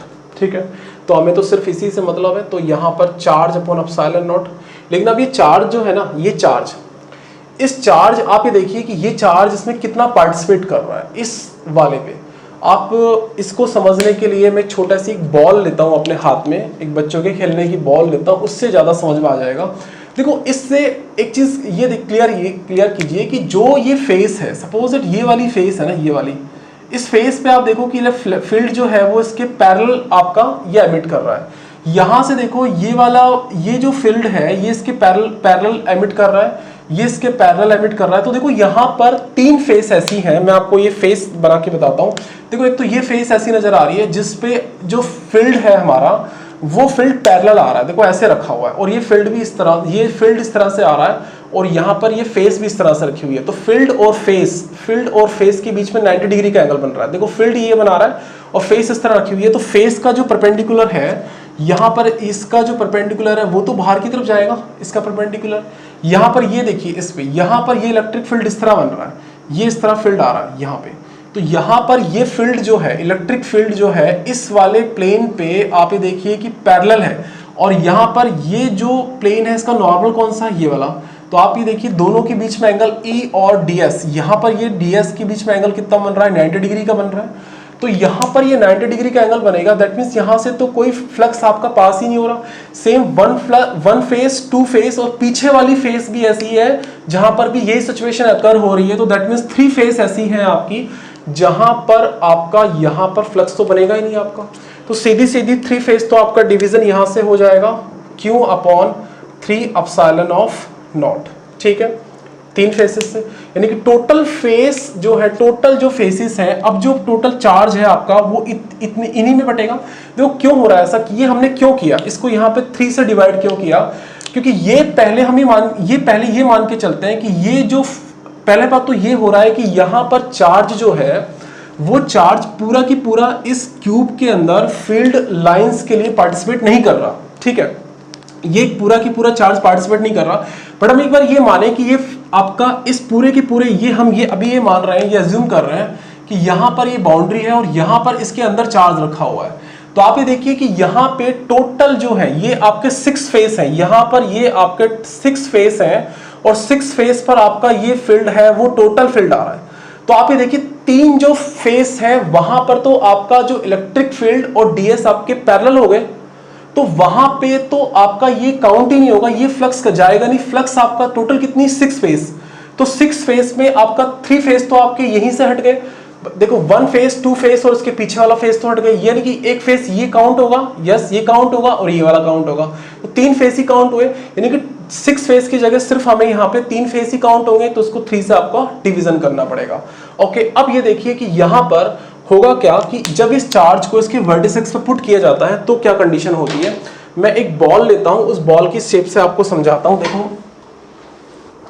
देखिए ये एक बॉल है और इस बॉल को हम ये मान सकते हैं कि ये आपका एक चार्ज है, जो चार्ज मैंने कहाँ रखा हुआ है, एक इसके वर्टिसेस पे रखा हुआ है। तो मैं यहाँ पे इसको बनाता हूँ, ये वर्टिसेस बनाने की कोशिश करें कि यहाँ पर एक वर्टिसेस है, ठीक है, ये वर्टिसेस है। इसको देखो, जब इसको हम ये रखेंगे तो देखो इस पे इस पूरे की पूरी बॉल पे इसका सिर्फ एक कोना ही तो आएगा, ये ऐसे रखा हुआ है। दैट मीन्स ये देखिए ये कुछ इस तरह से रखा हुआ है, ये इस तरह से रखा हुआ है। तो आप ये देखिए इसमें क्या होने वाला है। सपोज दैट यहाँ से इसका जो हाफ पोर्शन है, देखो मैं इसको इस तरह बनाता हूँ, इस बॉल को मैं इस तरह बनाता हूँ, ये इसके हाफ पोर्शन है और ये इसका आपका ये हाफ पोर्शन है, ठीक है। अब ये देखिए इसका पूरा की पूरा हाफ पोर्शन जो है वो तो आपका काउंट ही नहीं होगा।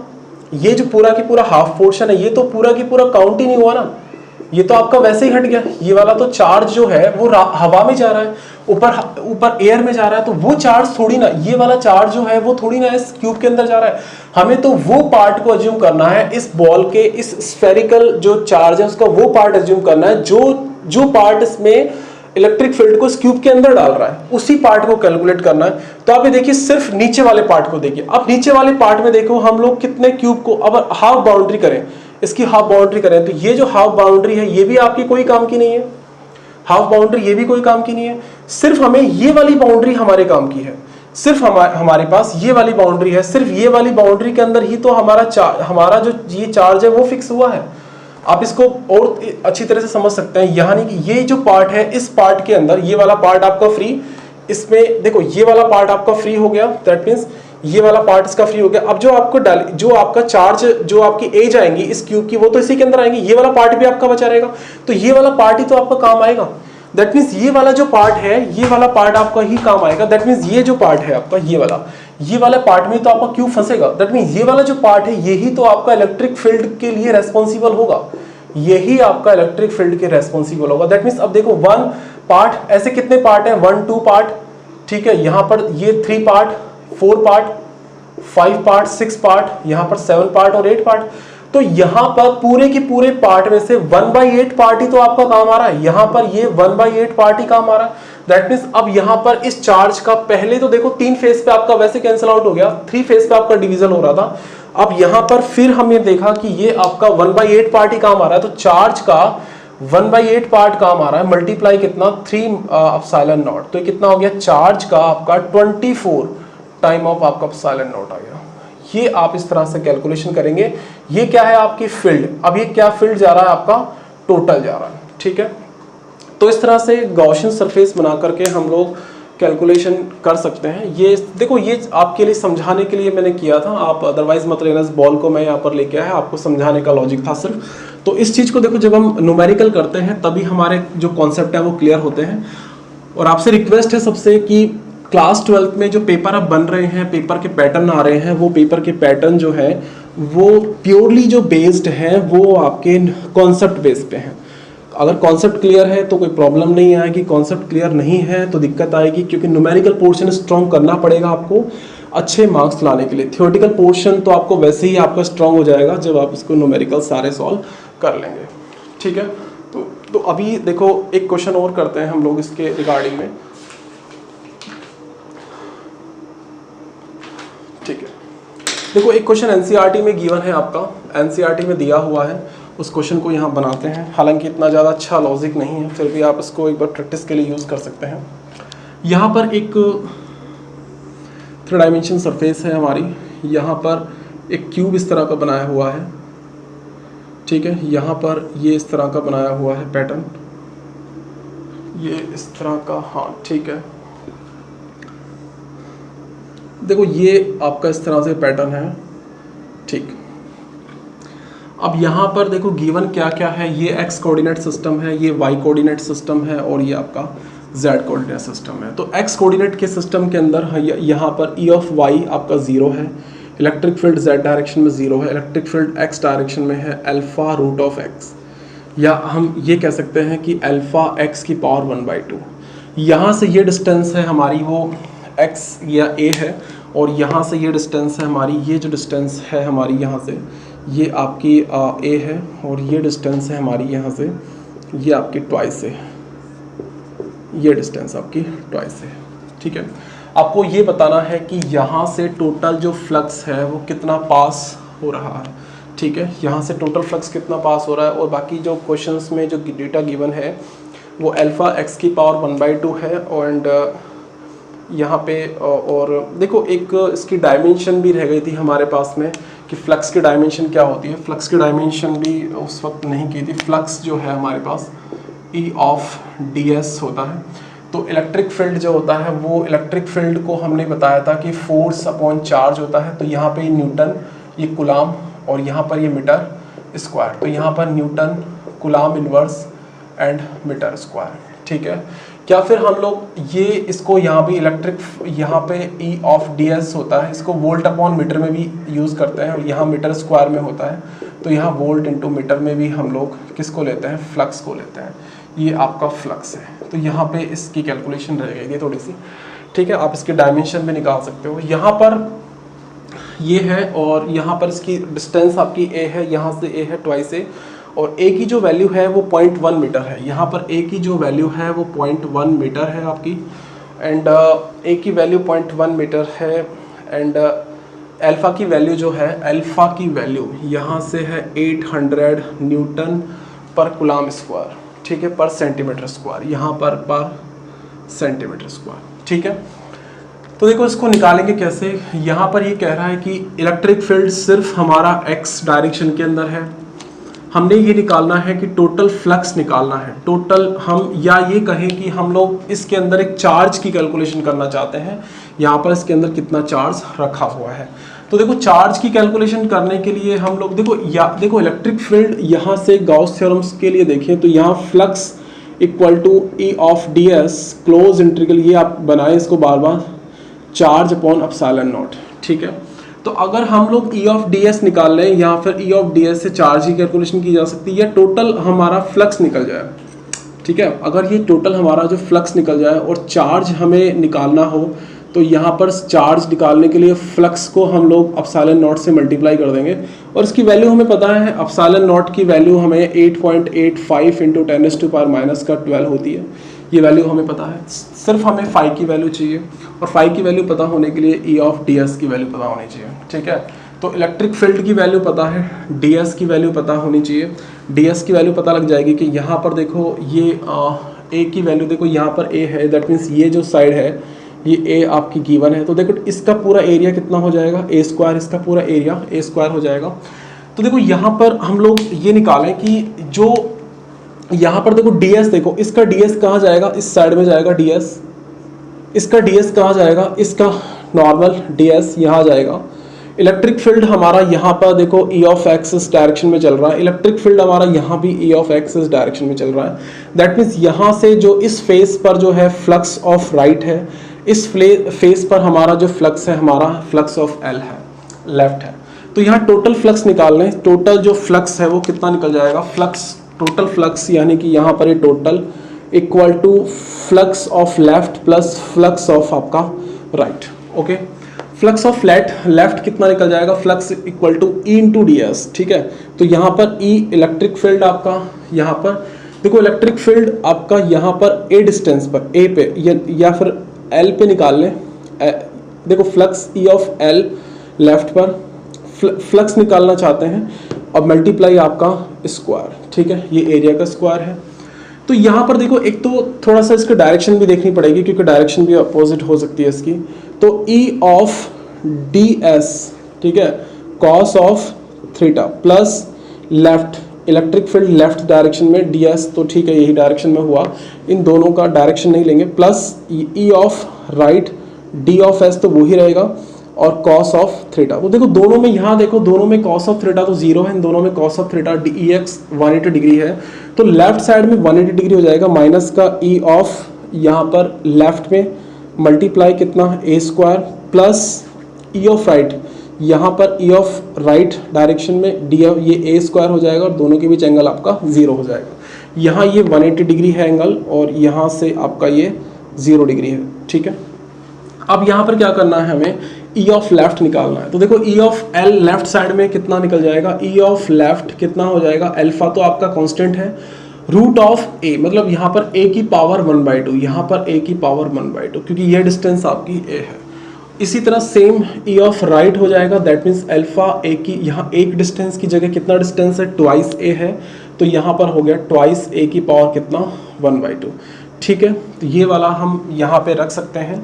तो इसको निकालें तो यहाँ पर देखो, इसको पहले इसका पॉजिटिव पार्ट है, इसको ये ले सकते हैं, तो ए स्क्वायर बाहर E of R minus E of L ले सकते हैं यहाँ पे, तो ये कितना हो जाएगा, a square E of r, देखो अल्फा ट्वाइस ए की power 1/2 minus E of l alpha a की पावर ऑफ 1/2, ये हो गया हमारे पास। अब देखो यहाँ पर ए की पावर भी यहाँ पर निकाली जा सकती है, देखो यहाँ पर ये अल्फा ए की पावर, अल्फा यहाँ, तो अल्फा निकाला जा सकता है, ए स्क्वायर तो पहले से ही बाहर है, अल्फा भी निकाला जा सकता है, और यहाँ ए की पावर 1/2 भी निकाला, ए की पावर 1/2 भी निकाली जा सकती है। तो यहाँ पर सिंपल अंदर बचेगा √2 - 1 बचेगा, ठीक है। √2 - 1, देखो ये कितना हो जाएगा, यहाँ पर कैलकुलेशन कर लें इसकी।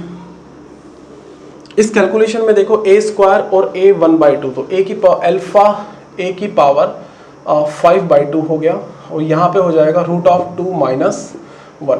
तो यहाँ पर देखो अल्फा की वैल्यू कितनी है, यहाँ पर हमें सारी की सारी कैलकुलेशन मीटर स्क्वायर में करनी है, तो यहाँ पर 800, ठीक है, न्यूटन पर, यानी कि 10⁻² का स्क्वायर, यानी कि 10⁻4, ये 10⁻² का स्क्वायर 10⁻4 मल्टीप्लाई कितना हो जाएगा, ये मीटर स्क्वायर में कन्वर्ट कर लिया हमने इसको, ए की पावर 1/2। अब ए क्या है, 0.1, यहाँ पर ए की वैल्यू 0.1, यानी कि 0.1 का यहाँ पर 5/2, ठीक है, ये कितना हो जाएगा 1.4 -1, तो ये कितना हो जाएगा 0.4, और इसको देखो, इसको ये 800, ये 0.4 हो गया, यहाँ पर ये आपका 800 मल्टीप्लाई 10⁻4 मल्टीप्लाई यहाँ पर 0.1, देखो इसको कैसे कैलकुलेशन करेंगे, इसकी कैलकुलेशन देखो, 0.1 की पावर 5/2, देखो इसको इस तरह से कैलकुलेशन कर लीजिए, पहले इसकी इसको 1/10 लिख लीजिए, 1/10 की पावर 5/2,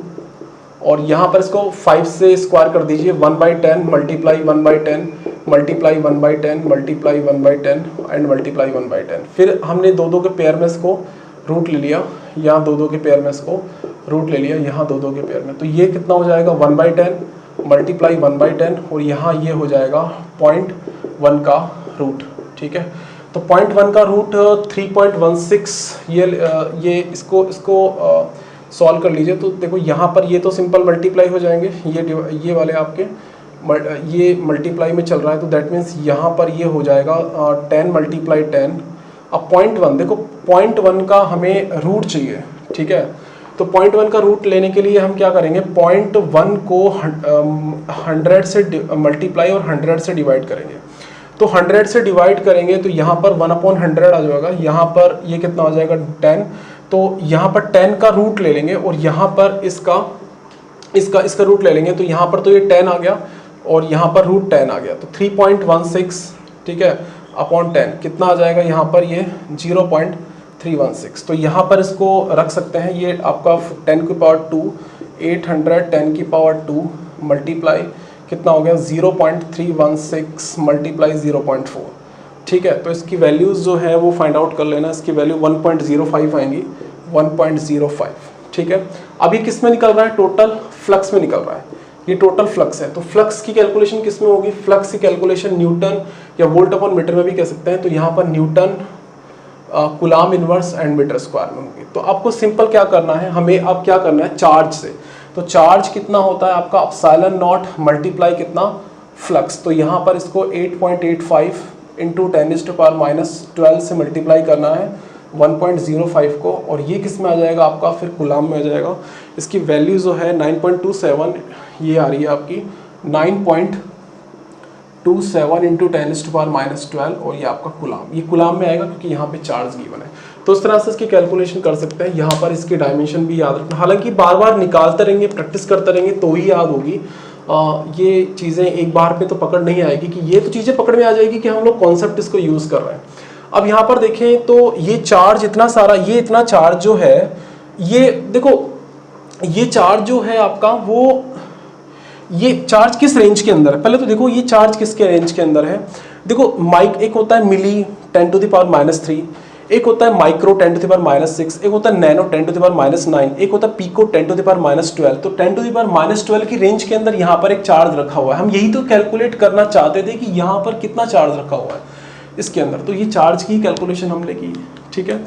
अब हम लोग एक छोटा सा और न्यूमेरिकल करते हैं, एक छोटा सा न्यूमेरिकल और करते हैं, वो थोड़ा सा कॉन्सेप्चुअल है, और ये एनसीईआरटी की बुक में भी दे रखा है आपका, और यहाँ पर इसको थोड़ा सा डिस्कस करना ज़रूरी है। तो देखो सिंपल, आप किसी एक स्टैंडर्ड बुक को फॉलो कीजिए और स्टैंडर्ड बुक्स में से पढ़ना स्टार्ट कीजिए। प्रॉब्लम आती है तो आप इस चैनल के लिए जो कमेंट्स बॉक्स है वहाँ पर कमेंट कर सकते हैं, कुछ पूछ सकते हैं वहाँ पर कुछ, तो वहाँ पर मैं कोशिश करूँगा इसको समझाने की। और यहाँ पे एक छोटा सा क्वेश्चन लेते हैं हम लोग, ठीक है। यहाँ पर ये एक अच्छा क्वेश्चन है, ये क्वेश्चन मुझे अच्छा लगा। यहाँ पर देखो एक, यहाँ पर एक स्फीयर रखा हुआ है यहाँ पे, ठीक है। यहाँ पर एक स्फीयर रखा हुआ है, ये डायग्राम को पता नहीं क्या हो रहे हैं अभी। देखो यहाँ पर ये जो है आपका एक लाइन है, और यहाँ पर एक स्फीयर रखा हुआ है, ठीक है। ये स्फीयर रखा हुआ है, और यहाँ पर ये जो स्फीयर है इसका जो यहाँ पे ये 0 0 ओरिजिन पे हमारे पास एक चार्ज रखा हुआ है, क्यों चार्ज रखा हुआ है। और इस चार्ज में यहाँ पर ये जो ये यहाँ पर 2 डिस्टेंस पे, सपोज दैट यहाँ पर ये आपका यहाँ पे 2 0 0 पर हमारे पास 2 0 0 लोकेशन पे एक दूसरा चार्ज, दूसरी हमारे पास एक स्फीयर रखा हुआ है, ये वाला, ये इस तरह स्फीयर रखा हुआ है, ठीक है। अब हमें ये बताना है, ये स्फीयर रखा हुआ है आपका, हमें ये पॉइंट्स हैं, ये दैट मीन्स ये एक्स, ये वाई और ये जेड, यहाँ पर एक चार्ज रखा हुआ है, और हमारे पास कुछ ये बाउंड्रीज हैं, इनकी जो डिस्टेंस यहाँ पर ये जो आपका रेडियस है इसका, वो √2 टाइम्स है यहाँ पर, ये √2, यानी कि यहाँ पर इसके जो कोऑर्डिनेट्स हैं √2 0 0 होंगे, इसकी भी रेडियस आपकी √2 है। यहाँ पर कुछ पॉइंट है PSQ, यहाँ पर ये P, ये S और ये Q, यहाँ पर ये पूरा सिमेट्रिक है, पूरा बन नहीं पाया क्लियरली। PRQ, एक यहाँ पर P, ये R और ये Q, यहाँ पर मैं इसको डिफरेंट पेन से बना देता हूँ ताकि ये थोड़ा विजिबल रहे। ये P है, ये S पॉइंट है, और ये आपका Q पॉइंट है, और यहाँ पे PR, ये R पॉइंट है, और ये आपका Q पॉइंट है, और एक लास्ट पॉइंट है PW और Q, PW एंड Q। और यहाँ पर एक लाइन है, एक्चुअली में ये लाइन नहीं है, ये पूरी की पूरी देखो आपके सॉलिड्स पे, अगर ये you are given a plus on reference consider sphere with centre radius, sphere of radius ये है। तो यहाँ पर देखो एक ये वाली बाउंड्री भी है आपकी, इस बाउंड्री को भी डिस्कस करना है। तो ये बाउंड्री PTQ है, ये बाउंड्री PT ऑफ Q है। तो देखो ये अगर सॉलिड स्फीयर है, अगर ये सॉलिड स्फीयर है तो ये जो बाउंड्री है वो एक सर्किल की तरह ट्रीट करेगी, ठीक है। आपको बताना क्या है इसके अंदर, आपको ये बताना है फर्स्ट कि what is the sign of electric flux through each of the surface 1 to 4। देखो यहाँ पर 1 वाली जो सरफेस है, मैं ये यहाँ पर लिख लेता हूँ, जो वन सरफेस है, surface number 1 and surface number 2, surface number 3 and surface number 4। तो सरफेस नंबर 1 जो है PSQ है, PSQ। सरफेस 2 जो है वो है PRQ, सरफेस PRQ। सरफेस 3 जो है वो ये वाली सरफेस है PW एंड क्यू, और सरफेस 4 जो है वो ये है P T Q, P T Q. ये 4 सरफेस गिवन है। आपको ये बताना है कि क्या इन चार सरफेस पे साइन ऑफ इलेक्ट्रिक फ्लक्स कौन सा होगा। तो देखो यहाँ पर साइन ऑफ इलेक्ट्रिक फ्लक्स जो होगा, साइन ऑफ इलेक्ट्रिक फ्लक्स, तो यहाँ पर ये देखें कि साइन ऑफ इलेक्ट्रिक फ्लक्स क्या होगा। इलेक्ट्रिक फ्लक्स ये इससे रिप्रेजेंट करें तो साइन ऑफ इलेक्ट्रिक फ्लक्स देखो पी एस क्यू, देखो पी एस क्यू जो है, सपोज दैट ये जो पी एस क्यू है, फर्स्ट जो पॉइंट है आपका ये, हाँ पी एस क्यू, तो देखो पी एस क्यू जो है वो आपका सरफेस इसका नेगेटिव सरफेस है, यानी कि यहाँ पर अगर सरफेस डी एस जो है आपका वो इस साइड में है, ये डी एस का वेक्टर, और यहाँ पर चार्ज सिर्फ रखा हुआ है, वो चार्ज सिर्फ इस फर्स्ट वाले स्फीयर के अंदर रखा हुआ है, सेकंड वाले स्फीयर के अंदर कोई चार्ज नहीं है। दैट मीन्स देखो इस पूरी की पूरी सिचुएशन को समझते हैं कि एक स्फीयर है जिसका कि सेंटर 0 0 0 है और जिसकी रेडियस जो है वो √2 टाइम्स है, √2 है, आर की वैल्यू इसकी √2 है। यहाँ पर दूसरे स्फीयर को यहाँ पे इस तरह से रखा हुआ है 2 0 0 पे, और उसकी भी रेडियस आपकी सेम √2 है यहाँ पर। अब यहाँ पर चार्ज सिर्फ इसके सेंटर पे रखा हुआ है, तो आपको ये बताना है कि यहाँ पर डिफरेंट जो आपकी सरफेस है इन पे फ्लक्स की सिचुएशन क्या होगी, फ्लक्स आपका नेगेटिव होगा या पॉजिटिव होगा। तो देखो यहाँ पर ये सरफेस इसकी पॉजिटिव, देखो इलेक्ट्रिक फील्ड तो ऑलवेज ये इस डायरेक्शन में रहेगा, आउटवर्ड, रेडियली आउटवर्ड डायरेक्शन, तो फ्लक्स जो डिपेंड करेगा यहाँ पर इलेक्ट्रिक फील्ड आउटवर्ड, यहाँ पर इलेक्ट्रिक फील्ड क्या है, यहाँ पर ये आउटवर्ड है, और यहाँ पर ds पे ही डिपेंड करेगा। तो ds भी अगर आउटवर्ड हुआ ना, अगर ये भी आपका आउटवर्ड हुआ तो दोनों के बीच एंगल आपका 0 बन जाएगा, और यहाँ पर फ्लक्स जो है आपका वो पॉजिटिव रहेगा। अगर यहाँ पर ds की सिचुएशन पे डिपेंड है, अब ds की सिचुएशन अगर अपोजिट हो गई, अगर ये इलेक्ट्रिक फील्ड की सिचुएशन है और ये ds की सिचुएशन है, तो दोनों के बीच में जो एंगल है थीटा वो आपका 180 डिग्री हो गया, तो आपका जो फ्लक्स है वो आपका नेगेटिव बन गया। ठीक है, तो यहाँ पर ds इसकी सिचुएशन लेफ्ट साइड में और फील्ड आपका इस साइड में, तो यहाँ फ्लक्स आपका नेगेटिव, ये जो फ्लक्स आपका नेगेटिव हुआ। यहाँ पर ये देखो बाहर की तरफ ds बाहर की तरफ, ये इस वाली ये आपकी इस पी आर क्यू पे आपका ये जो है वो ds इस डायरेक्शन में अंदर, और इलेक्ट्रिक फील्ड भी आपका इस डायरेक्शन के अंदर, तो दैट मीन्स ये कितना हुआ, पॉजिटिव। ठीक है, PWQ पे भी यही सिचुएशन है, यहाँ पर यही आपका ds है, ds की डायरेक्शन ये है, इलेक्ट्रिक फील्ड की डायरेक्शन भी आपकी, इलेक्ट्रिक फील्ड की डायरेक्शन भी यही है आपकी, तो दैट मीन्स ये भी आपका क्या हुआ, पॉजिटिव हुआ। PTQ पे भी यही है, देखो ds की डायरेक्शन ये है, आप इनके क्रॉस सेक्शन से, इन दोनों के स्फीयर के क्रॉस सेक्शन से जो आपका सर्किल बनेगा, उस सर्किल का जो आपका सरफेस है वो PTQ उसको रिप्रेजेंट कर रहा है, तो दैट मीन्स ये भी आपका क्या होगा, पॉजिटिव रहेगा। सेकंड हमें बताना है टोटल फ्लक्स। सेकंड हमें बताना है कि what is the relation between the magnitude of flux. तो मैग्नीट्यूड ऑफ फ्लक्स के बारे में क्या है, मैग्नीट्यूड ऑफ फ्लक्स।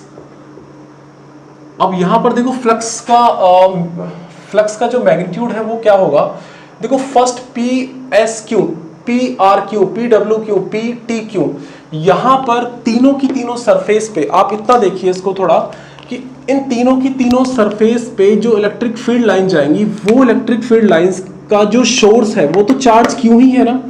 यहाँ पर जितनी भी सरफेस हैं उन सरफेस पे जितने भी इलेक्ट्रिक फील्ड लाइन जाएंगी, इलेक्ट्रिक फ्लक्स जाएगा, यानी कि यहाँ पर देखो ये इलेक्ट्रिक फ्लक्स अगर जाता है सब पे टोटल, तो यहाँ पर ये चार्ज अपॉन एप्सिलॉन नॉट, तो चार्ज तो सब पे सेम ही है इलेक्ट्रिक फील्ड का, तो ये चार्ज ये क्या करेगा, यहां से देखो इस तरह से एमिट करेगा, ये लाइन को इस तरह से एमिट करेगा, ये लाइन इस तरह से एमिट होंगी यहां से, तो यहां से ये लाइन कुछ इस तरह से एमिट होंगी। तो आप ये देखो कि जितनी भी सरफेस हैं, तीनों सरफेस से equal number of electric field lines emit हो रही हैं। ये एक इंपॉर्टेंट कॉन्सेप्ट था जो थोड़ा सा पकड़ में जल्दी से नहीं आता है और फिर ये गलतियां होना स्टार्ट होती है। तो यहां पर देखो कि ये फील्ड लाइन देखो, यहां पर ये इस पॉइंट ये भी हो सकता है कि ये चार्ज तो हर एक डायरेक्शन में पूरे की पूरे 3 डिग्री एक्सिस पे इलेक्ट्रिक फील्ड को एमिट करेगा, बट हमें जो सरफेस वहां गिवन है उन सरफेस पे कितना फील्ड आ रहा है वो ही डिसाइड करेगा, यही वाला कॉन जो डिसाइड करेगा। और ये सॉलिड कॉन है, ये कॉन, ये एंगल नहीं है, सॉलिड कॉन जैसा बन रहा है, ये डिपेंड करेगा। तो यहां भी इलेक्ट्रिक फील्ड देखो, इस वाले पॉइंट पे भी इलेक्ट्रिक फील्ड लाइन है सेम, PSQ पे, इस वाले PRQ पे इलेक्ट्रिक फील्ड लाइन है सेम, और यहाँ पर इस वाले बाउंड्री पर इलेक्ट्रिक फील्ड लाइन है सेम, और इस वाली लाइन पे इलेक्ट्रिक फील्ड लाइन है सेम। तो सेम मैग्नीट्यूड जो होगा वो सब पे आपका जो होगा वो आपका एक सेम मैग्नीट्यूड होगा। Same magnitude of electric flux यहां पर ये चीज समझना। थर्ड हमसे पूछा है कि हमें एक सरफेस दिया हुआ है और वो सरफेस है सरफेस सेकंड कौन सा है, ये P R Q, P R और ये क्यू, इस वाले सरफेस पे हमें क्या निकालना है, इलेक्ट्रिक फील्ड फ्लक्स कैलकुलेट करना है। हमें ये कैलकुलेट करना है यहाँ से ये वाला बाउंड्री, हमें ये बाउंड्री पे हमें ये क्या करना है, फ्लक्स कैलकुलेट करना है। तो पी आर क्यू यानी कि फ्लक्स पी आर क्यू ये कैलकुलेट करना है हमें। तो देखो फ्लक्स निकालने के लिए क्या था, यहां पर देखो फ्लक्स निकालने के लिए चार्ज अपॉन एप्सिलॉन नॉट या फिर चार्ज, देखो फ्लक्स निकालने के लिए ई ऑफ डॉट ds या यही निकालेंगे close integration E of ds या चार्ज अपॉन एप्सिलॉन नॉट, ठीक है। अब यहाँ पर ई ऑफ ds कैसे निकालेंगे, यहाँ पर देखो इस फील्ड के अंदर इलेक्ट्रिक फील्ड सिंपल कैलकुलेशन हो सकता है। अब यहाँ पर ds जो है ये तो आपका d ऑफ एरिया है, ये वाला एरिया। तो इस एरिया के बारे में, अगर इस एरिया के टर्म्स में हमें निकालना है यहाँ पे इस कंडीशन में, तो देखो इलेक्ट्रिक फील्ड क्या होगा, यहाँ से इस एरिया, अगर इसका एरिया ए गिवन है, अब हमें ये भी गिवन है कि इसका एरिया ये भी गिवन, इसका हमें इस बाउंड्री का निकालना है, इसका एरिया ए गिवन है, चार्ज का क्यू गिवन है। तो देखो बिल्कुल सिंपल है इलेक्ट्रिक फील्ड निकालना, electric field equal to 1/4 pi epsilon naught, ठीक है। क्यू सोर्स चार्ज, सिर्फ सोर्स चार्ज कितना, दिस आर स्क्वायर, यहां से देखो कितना इसका रेडियस है, √2 टाइम्स, तो यहां पर कितना होगा, √2 का होल स्क्वायर, ठीक है। डायरेक्शन इसकी रेडियली आउटवर्ड डायरेक्शन होगी, इसकी आर ऑफ कैप होगी, ठीक है। अब यहां पर यही चीज निकल गई इलेक्ट्रिक फील्ड का डायरेक्शन। अब इलेक्ट्रिक फील्ड की डायरेक्शन में हमें क्या करना है, इसका पूरा एरिया, तो इसका एरिया कितना, ए गिवन है। तो यहां पर फ्लक्स निकालने के लिए क्या करेंगे, ई ऑफ एरिया, तो दैट मीन्स यहां पर कितना हो जाएगा, 1/4 pi epsilon not Q of area multiply 2 का स्क्वायर, यानी कि ये √2 का स्क्वायर आपका 2 हो जाएगा, तो ये मल्टीप्लाई 2 हो जाएगा। तो यहाँ पर कितना होगा, 1/8 पाई एप्सिलॉन नॉट, ठीक है, चार्ज क्यू ऑफ ए। ये आपका फ्लक्स निकलता है किसकी वजह से, at the surface P R Q पे, पी आर ऑफ क्यू, ये भी आपका पी आर क्यू पे निकलता है, ठीक है। ये ऑल अबाउट हमारा इलेक्ट्रिक फ्लक्स के बारे में हुआ। इसके और न्यूमेरिकल करेंगे और स्टडी करेंगे। अभी हम लोग पढ़ेंगे एप्लीकेशन ऑफ गाउस लॉ कि डिफरेंट सिमेट्रिकल शेप्स के अकॉर्डिंग हम लोग किस तरह से इलेक्ट्रिक फील्ड निकालते हैं, तो वो हम अगले लेक्चर में पढ़ेंगे। Thank you.